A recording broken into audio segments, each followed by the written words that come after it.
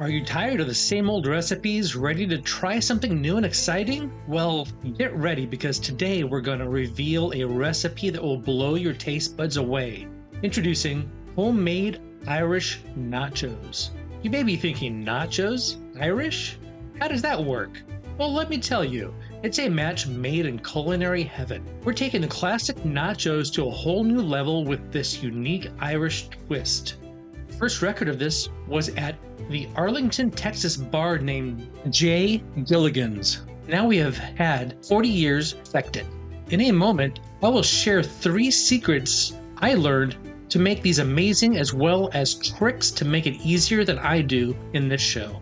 First, instead of using tortilla chips, we'll be using crispy potato slices as the base. Yes, you heard that right, potatoes. I created chapters in the show if you want to skip the next section and buy steak fries instead. Otherwise, let's proceed. I used nice Idaho potatoes that I scrubbed the dirt off the skins. Yes, clean the dirt off because I'm using a whole potato. The first trick is in the way I cut them. Follow my lead and use a knife carefully to cut them with a scoopy motion to create a thick curved potato chip. These chips will provide a delicious and unexpected twist to your nachos. Wash them for a few minutes until the water runs clear. Then, in a pot of water, some salt and vinegar, I will blanch these for 6 minutes at a slow rolling boil. While that's happening, I have an ice bath set up. It's just a bunch of ice and water to shock those potatoes back to cold after the brief boil. So do just that. After 6 minutes has passed, drain and cool, and pat dry, placing in the fridge until they are completely cool. While they're cooling, set your oven to broil at a low setting. Then heat some canola oil in a large pot and start prepping some of the other ingredients. Thinly slice a bunch of green onions, get a lime ready to juice, dice a couple of tomatoes, grate some cheddar. This here is the best box grater I've ever used. I've had it for over a decade and it's still sharp and shreds things perfectly. It's a microplane box grater. One of the best features aside from how sharp it is that this side comes off. This makes it easy to clean. I dropped a link in the description. If you're in the market for a grater that will last you forever, buy this one.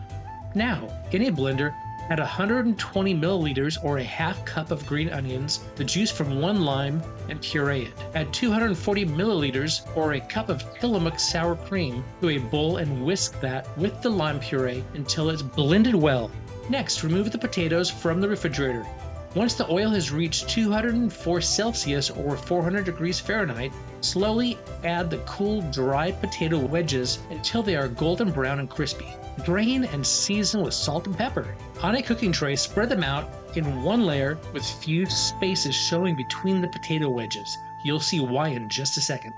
Cover them well now with Tillamook cheddar and then broil in the oven. After the cheese melts and bubbles with joy, remove the Irish nachos from the oven. Using a large spatula, move it to a serving tray in 2 parts. Pull one part away from the other and put it on top of that other half. Do you see what I just did there?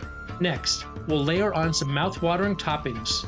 Picture this: crispy potato wedges, melted cheddar cheese, and just the right amount of sour cream sauce, diced tomatoes, jalapenos, and green onions. What secrets did I share? First was cutting the potato with a curve to make the potato cups, and I must say that was genius. Second was how to blanch and fry them to a perfect crispy golden brown outside with a warm fluffy potato inside, just like all French fries should be.